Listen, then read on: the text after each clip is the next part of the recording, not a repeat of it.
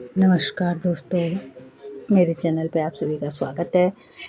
तो मैंने कल आपको हिंदी साहित्य के इतिहास में भक्ति काल को पढ़ाया था। आई होप कि आपने वो वीडियो देख ली हो। जिन्होंने नहीं देखी है, पहले वो हिंदी साहित्य का आदिकाल और हिंदी साहित्य का इतिहास और भक्ति काल से संबंधित वीडियो देख लें। उससे संबंधित क्वेश्चन आंसरों की मैंने बोला था एक सीरीज़ में आपके लिए बनाऊंगी। तो इसको शुरुआत करते हैं। चलो शुरू करते हैं आज की वीडियो। पहला क्वेश्चन है, आचार्य रामचंद्र शुक्ल के इतिहास ग्रंथ का नाम बताइए। तो आचार्य रामचंद्र शुक्ल के इतिहास ग्रंथ का क्या नाम है? हिंदी साहित्य का इतिहास। इसमें से असत्य कथन कौन सा है? शुक्ल जी के इतिहास ग्रंथ 1929 में प्रकाशित हुआ। गार्सत तारसी ने हिंदी साहित्य का इतिहास के प्रथम लेखक थे, ये भी सही है। शिव सिंह सरोज ने लगभग 1000 कवियों का विवरण है, ये भी सही है। तो हिंदी साहित्य का आदिकाल डॉक्टर नगेंद्र की रचना है, ये बिल्कुल गलत है। हिंदी साहित्य का आदिकाल डॉक्टर नगेंद्र की नहीं बल्कि हजारी प्रसाद द्विवेदी जी की रचना है। अगला है, इसमें से अशुद्ध जोड़ा छांटिए। तो राजस्थानी भाषा और साहित्य, मोतीलाल मेंद्रिया, ये सही है। हिंदी साहित्य का वैज्ञानिक इतिहास, गणपत चंद्र गुप्त ने लिखा, ये भी सही है। हिंदी साहित्य का वैज्ञानिक इतिहास लिखा सर जॉर्ज ग्रियर्सन, ये बिल्कुल गलत है। सर जॉर्ज ग्रियर्सन की रचना तो the modern vernacular literature of Hindustan थी और ये हिंदी साहित्य का वैज्ञानिक इतिहास गणपत चंद्र गुप्त ने ही लिखा था। शिव सिंह सरोज, शिव सिंह सेंगर की रचना, ये बिल्कुल सही है। हिंदी साहित्य के सर्वप्रथम इतिहास ग्रंथ का रचनाकाल था। तो सर्वप्रथम इतिहास ग्रंथ का रचनाकाल 1839 था, जो गार्दा तारसी द्वारा लिखा गया था। इस्तवाद लाल तूर इंदुई ए हिंदुस्तानी।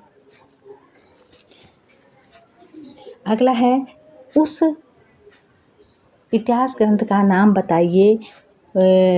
उस इतिहास ग्रंथ का नाम बताइए जिसमें लगभग 5000 कवियों का विवरण है। तो ये मैंने आपको बताया था, सबसे बड़ा इतिहास ग्रंथ लिखा था मिश्र बंधुओं ने, जिसमें 5000 कवियों का वर्णन था। और मिश्र बंधुओं में ये 3 भाई थे और तीनों भाइयों ने मिलकर के मिश्र बंधु विनोद जो रचना की थी, इसमें 5000 कवियों का वर्णन था। सबसे बड़ा इतिहास ग्रंथ इसको माना जाता है। हिंदी वीर काव्य के रचयिता हैं। तो हिंदी वीर काव्य के रचयिता राम नरेश त्रिपाठी भी नहीं है, आचार्य चतुर्सेन भी नहीं है, रामविलास शर्मा भी नहीं है, तो टीकम सिंह है। अगला है, नागरी प्रचारणी सभा द्वारा प्रकाशित हिंदी साहित्य का बृहत इतिहास में कुल कितने खंड थे? तो उनके इतिहास ग्रंथ में कुल 18 खंड थे, कुल 18 खंड थे। अगला है, बालकृष्ण भट्ट किस पत्र के संपादक थे? तो बालकृष्ण भट्ट ने हिंदी प्रदीप नामक पत्र लिखा। प्रजा हितैषी साप्ताहिक पत्र का प्रकाशन कहाँ से होता है? तो प्रजा हितैषी जो साप्ताहिक पत्र है उसका प्रकाशन होता है आपका आगरा से। तो इन क्वेश्चनों को आप अच्छे से याद कर देना। उदंत मार्तंड जो पहला पत्र है, समाज पत्र है, प्रकाशन कहाँ से होता है? कलकत्ता से। ब्राह्मण पत्र के संपादक थे, ब्राह्मण पत्र के संपादक प्रताप नारायण मिश्र जी थी। सरस्वती पत्रिका का संपादन कब हुआ था? सरस्वती पत्रिका के संपादक महावीर प्रसाद द्विवेदी जी थे, जिन्होंने 1903 में इस पत्र का संपादन किया था। सरस्वती पत्रिका का संपादन किया था। सरस्वती पत्रिका के यशस्वी संपादक थे, तो कौन थे? ये मैंने आपको ऊपरी उसमें बता दिया है, महावीर प्रसाद द्विवेदी जी थे। गणेश शंकर विद्यार्थी कानपुर से कौन सा पत्र निकालते थे? तो वो था उनका प्रताप। दुलारेलाल भार्गव संपादकत्व के में कौन सी पत्रिका लखनऊ से निकलती थी?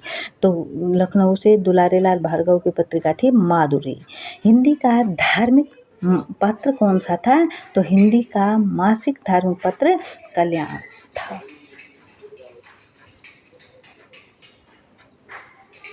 अगला था, कल्याण का प्रकाशन होता था, कल्याण का प्रकाशन हुआ था आपका गोरखपुर से। विशाल भारत के संपादक थे, तो विशाल भारत के संपादक थे बनारसी दास चतुर्वेदी। विशाल भारत में किस रचनाकार के साहित्य को घासे लेटी साहित्य का कहा जाता था?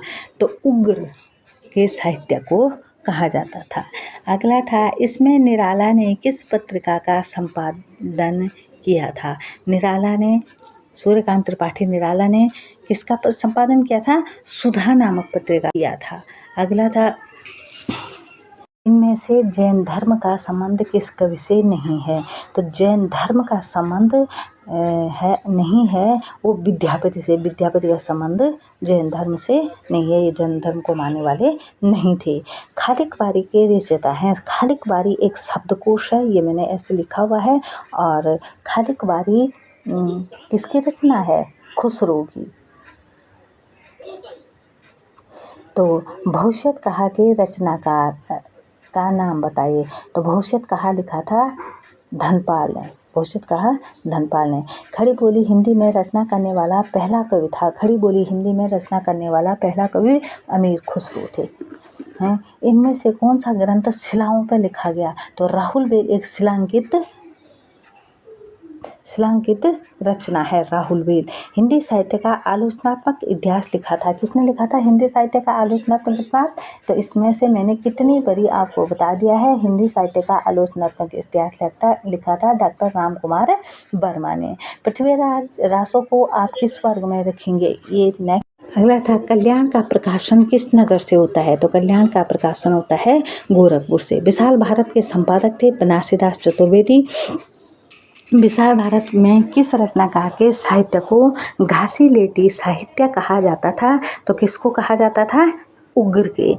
इनमें निराला ने किस पत्रिका का संपादन किया था? सुधा नामक पत्रिका का संपादन किया था। आगरा से निकलने वाले साहित्य संदेश के संपादक थे। कौन थे? बाबू गुलाब राय। बाबू गुलाब राय थे। इनमें से सुमेलित कौन सा युग्म नहीं है? तो ये है प्रभा कानपुर से, सुधा लखनऊ से, मतवाला ये गलत है, और विशाल भारत कोलकाता से ही निकलता था। अगला था, इनमें से गलत जोड़ा छांटिए। तो गलत जोड़ा कौन सा है?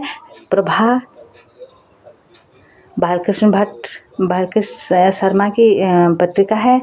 देवनागर उमापति दत्त शर्मा की है। हंस प्रेमचंद की है। और मर्यादा रामचंद्र शुक्ल की नहीं बल्कि किसकी है? अभी थोड़ी देर पहले मैंने आपको बताया था कि मर्यादा किसकी पत्रिका थी, किसकी थी, ये आपने देखना है और इसका आंसर सही से ही देना है। तो कुछ क्वेश्चन आप कुछ खुद भी किया करो, तो तभी आपको समझ में आएगा कि आपने कितना पढ़ा है। आचार्य महावीर प्रसाद द्विवेदी ने सरस्वती का पत्रिका का संपादन कब संभाला था? तो ये मैंने आपको पहले बता दिया है। महावीर प्रसाद द्विवेदी ने 1903 में सरस्वती पत्रिका का संपादन संभाला था। इनमें से कौन सी पत्रिका छायावाद की समर्थक है? तो माधुरी को छायावाद की समर्थन पत्रिका माना जाता है।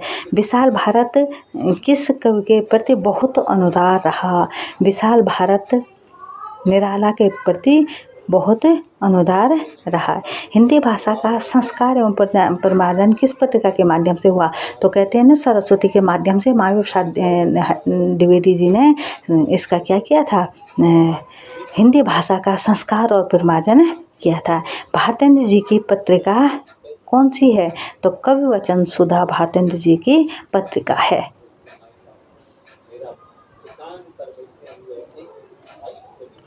निराला किस पत्रिका से जुड़े हैं? ये पहले भी बता दिया, जागरण से जुड़े हुए थे। अच्छा, जुड़े नहीं थे। निराला जागरण से जुड़े नहीं थे। बाकी और पत्रिकाओं में मतवाला, समन्वय, सुधा, वो कई बारी मतवाला के रहे, कई बारी उसके रहे, कई बारी इसके रहे संपादक।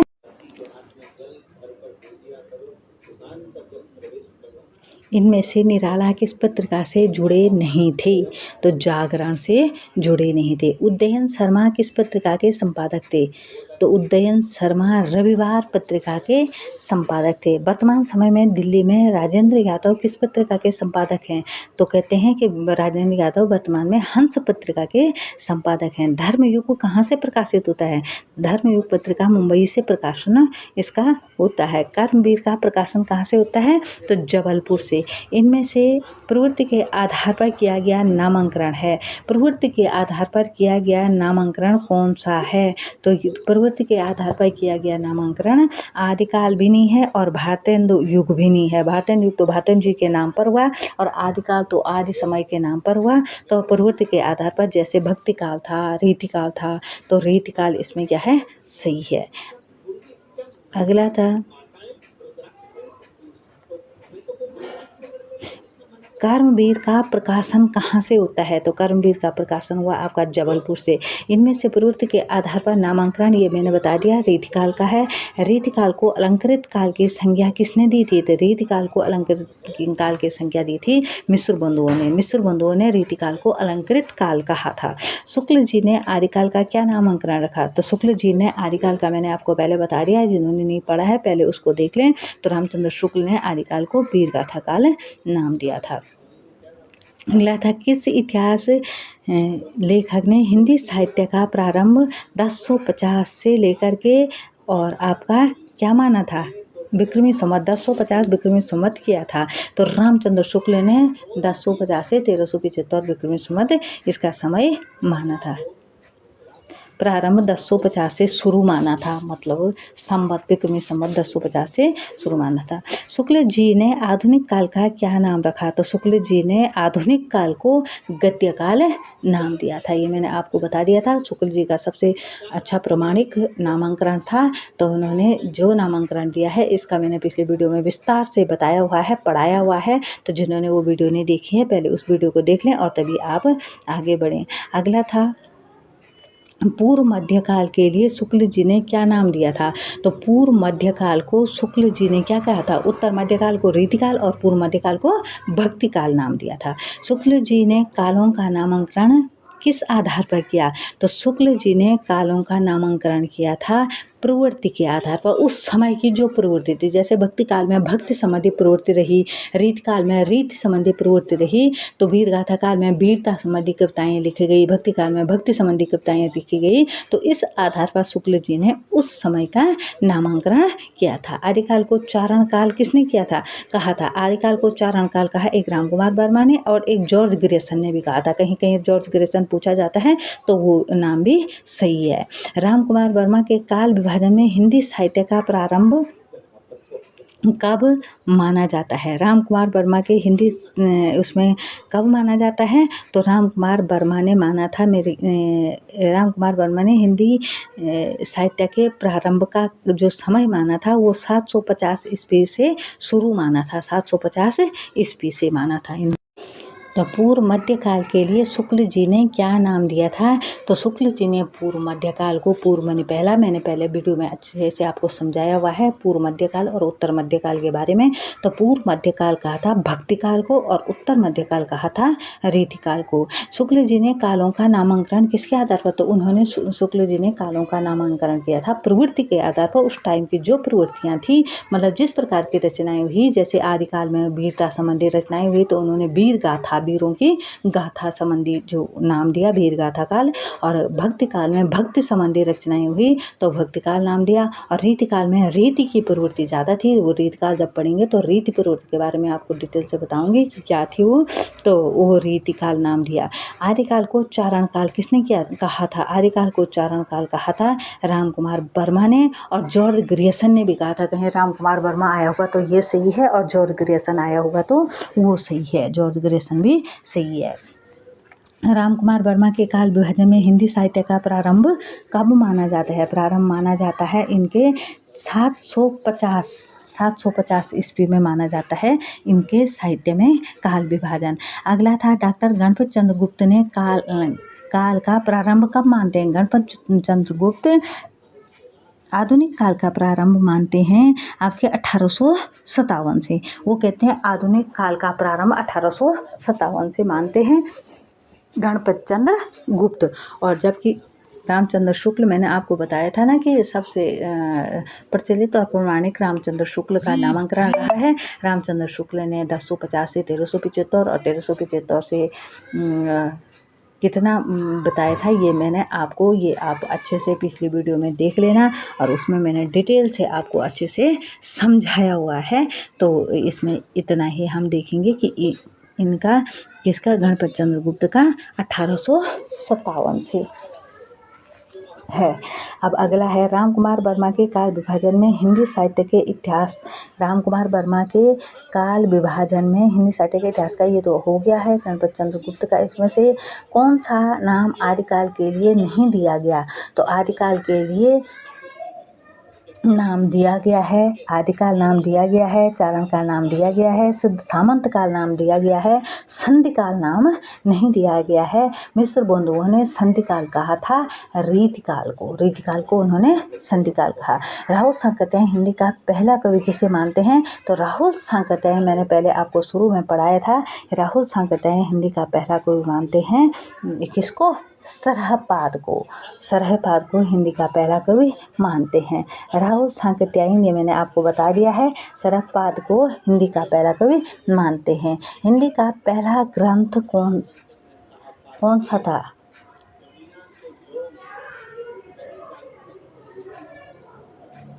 अच्छा, सरहपाद का नाम राहुल सांकृत्यायन जी के अनुसार, सरहपाद के समय सांकृत्यायन जी के अनुसार क्या है? तो सरहपाद का समय सांकृत्यायन जी के अनुसार 7वीं सदी था। तो हिंदी का पहला ग्रंथ कौन सा था? तो हिंदी का पहला ग्रंथ जो मैंने आपको पहले बताया हुआ था, हिंदी का महाकाव्य कहो चाहे पहला ग्रंथ कहो, ये था पृथ्वीराज रासो। पृथ्वीराज रासो भी ज़्यादातर विद्वान हिंदी के यही मानते हैं, पृथ्वीराज रासो को। वैसे ये महाकाव्य है पृथ्वीराज रासो, हिंदी का पहला महाकाव्य जिसको कहा जाता है। ग्रंथों में तो कई इसको भी मानते हैं कि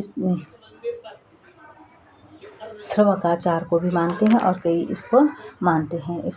जब वैसे तो श्रवकाचार है लेकिन महाकाव्य है पृथ्वीराज रासो, तो कहीं इसको पृथ्वीराज रासो सही दिया हुआ है। तो हिंदी का पहला ग्रंथ वैसे श्रवकाचार है, तो इस पे आंसर पृथ्वीराज रासो लिखा हुआ था। पृथ्वीराज रासो तो महाकाव्य है, हिंदी का पहला महाकाव्य जिसको कहा जाता है। तो पहला ग्रंथ तो श्रवकाचार को ही माना जाएगा। श्रवकाचार के रचयिता देवसेन, श्रवकाचार के रचयिता थे देवसेन।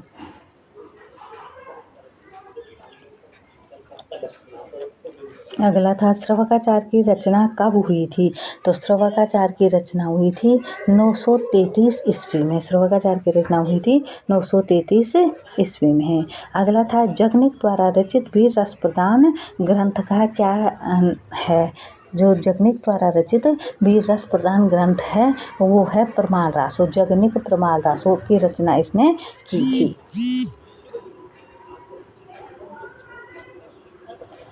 ये मैंने बता दिया, जगनिक द्वारा रचित वीर रस प्रदान ग्रंथ था परमाल रासो, जगनिक का परमाल रासो था। और आलाखंड किस रचना का लोकप्रिय नाम था? तो मैंने पहले बताया था कि आलाखंड इसको क्यों कहते हैं, तो ये परमाल रासो का नाम था। तो इसको आलाखंड क्यों कहते थे ये मैंने आपको पहले से अच्छे से बताया हुआ है। अगला था पृथ्वीराज रासो के विषय में कौन सी धारणा अधिक उपयुक्त है? तो पृथ्वीराज रासो के विषय में कौन सी धारणा अधिक उपयुक्त है? तो पृथ्वीराज रासो एक अर्ध प्रमाणिक रचना है। प्रमाणिक रचना नहीं इसको माना जाता है, अर्ध प्रमाणिक रचना माना जाता है। बीसलदेव रासो का प्रधान रस था, बीसलदेव रासो का प्रधान रस श्रृंगार रस था। बीसलदेव रासो का प्रधान रस था श्रृंगार रासो। अगला था हिंदी में इसमें से हिंदी का प्रथम महाकाव्य किसे माना जाता है? तो अब ठीक आया, हिंदी का प्रथम महाकाव्य पृथ्वीराज रासो माना जाता है। पृथ्वीराज रासो को हिंदी का पहला महाकाव्य माना जाता है। अगला था पृथ्वीराज रासो के बृहद रूपांतर में कुल कितने सर्ग थे? तो मैंने ये आपको पहले दिया था। ये बहुत ही इम्पोर्टेंट क्वेश्चन है कि कितने सर्ग हैं पृथ्वीराज रासो में। तो पृथ्वीराज रासो में 69 सर्ग हैं। रासो शब्द के संबंध में सर्वाधिक उपयुक्त मत कौन सा है? तो रासो की व्युत्पत्ति रासक से हुई है। रासो की व्युत्पत्ति रामचंद्र शुक्ल जी रासक से मानते हैं। अगला है आदिकाल में मनोरंजक साहित्य की रचना किसने की थी? तो आदिकाल में मनोरंजन साहित्य की रचना अमीर खुसरो ने की। अमीर खुसरो के गज़ल हैं, अमीर खुसरो के शायर जिसको बोलते हैं वो हैं। तो गोरखावाणी के संपादक थे, तो गोरखावाणी के संपादक पीताम्बर दत्त बर्तवाल थे। इनमें से सही कथन कौन सा है? सही कथन है विशल रासो एक वीर रस प्रदान काव्य रचना है। सिद्धों की संख्या, ये मैंने कई बार आपको बता दिया है कि सिद्धों की संख्या 84 मानी जाती है। सिद्धों का उचित समय क्या था? तो सिद्धों का उचित समय माना जाता है 17वीं और 18वीं सदी में। नारी निंदा किस संप्रदाय से मिलता है? तो नारी निंदा मैंने बताया कबीर ने भी लिया था। नारी निंदा का जो उनके काव्यों में कई बार प्रसंग आया है, तो वो था नाथ पंथ से लिया है। नाथ पंथ जो थे नाथ उसके, तो वो नारी निंदा पे उन्होंने कई काव्य रचनाएं मतलब वो लिखे हुए हैं उन्होंने काव्य। तो इसमें से वर्ण रत्नाकर के रचयिता ज्योतिरेश्वर ठाकुर हैं। अपभ्रंश एवं राजस्थानी भाषा से कौन सा योग बनता है? तो ये कितनी बारी मैंने आपको बता दिया। अपभ्रंश प्लस राजस्थानी डिंगल और अपभ्रंश